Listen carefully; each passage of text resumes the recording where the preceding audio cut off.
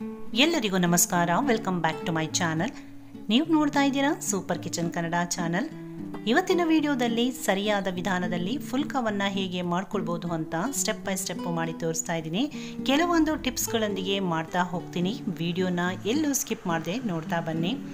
ನಾವು ಹಿಟ್ಟನ್ನು ಕಲಸೋದಕ್ಕೆ ಯಾವುದೇ ಪಾತ್ರೆಯನ್ನು ತೆಗೆದುಕೊಂಡ್ರೂ ಸಹ ಆ ಪಾತ್ರೆಗೆ ಸ್ವಲ್ಪ ಎಣ್ಣೆಯನ್ನು ಈ ರೀತಿ ಹಚ್ಚಿ ನಂತರ ನಾವು ಹಿಟ್ಟನ್ನು ಕಲಸಿದ್ರೆ ಪಾತ್ರೆಗೆ ಹಿಟ್ಟು ಹೆಚ್ಚಾಗಿ ಕಚ್ಕೊಳ್ಳೋದಿಲ್ಲ.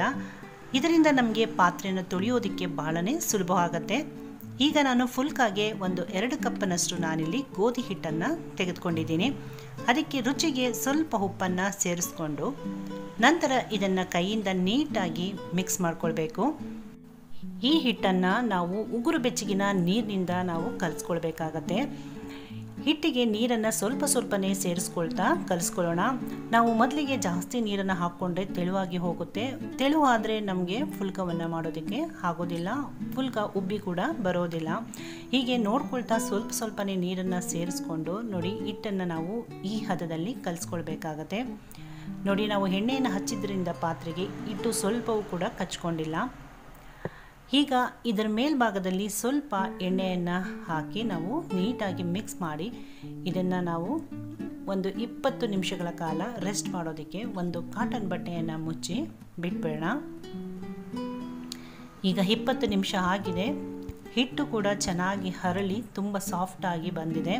ಈಗ ಮತ್ತೊಮ್ಮೆ ನಾವು 5 ನಿಮಿಷಗಳ ಕಾಲ ನಾವು ಹಿಟ್ಟನ್ನು ಚೆನ್ನಾಗಿ ನಾದ್ಕೊಳ್ಬೇಕು.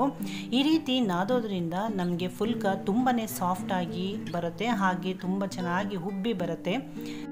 ಈಗ ಹಿಟ್ಟನ್ನು ಸ್ವಲ್ಪನೇ ತೆಗೆದುಕೊಂಡು ನೋಡಿ ಈ ರೀತಿಯಾಗಿ ಚಿಕ್ಕ ಉಂಡೆಗಳನ್ನಾಗಿ ಮಾಡಿಟ್ಕೊಳ್ಳೋಣ. ಈಗ ಒಂದು ಫುಲ್ಕವನ್ನು ನಾನಿಲ್ಲಿ ಲಟ್ಸಿ ನಿಮಗೆ ತೋರಿಸ್ತೀನಿ.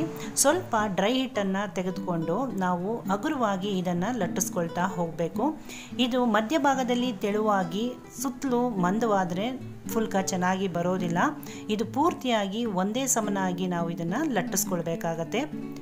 ನೋಡಿ, ಈ ಮಂದಕ್ಕೆ ನಾವು ಲಟ್ಟಿಸ್ಕೊಳ್ಬೇಕು. ಈಗ ಕಾದಿರುವಂಥ ತವಾ ಮೇಲೆ ಇದನ್ನು ಹಾಕಿ ನಾವು ಎರಡೂ ಬದಿಯಲ್ಲಿ ನಾವು ಈ ರೀತಿ ತಿರುಗಿಸ್ಕೊಳ್ತಾ ಇದನ್ನು 60% ನಾವು ಸುಟ್ಕೊಳ್ಬೇಕು.